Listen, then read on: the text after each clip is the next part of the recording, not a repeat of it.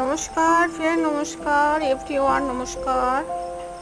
শুভ রথযাত্রা।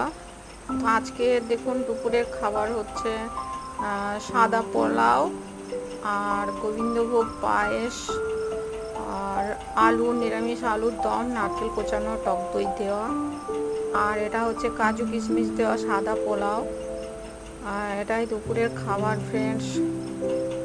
এটাই টেস্টি অবশ্যই। আর দেখুন এভাবেই সুন্দর একটা সাদা পোলাওটা আমি নিজেই বানাই বাড়িতে, আর আমি বানিয়ে খাই, মাঝে মধ্যেই খাই। তো এটা আজকে স্পেশাল আলুর দম।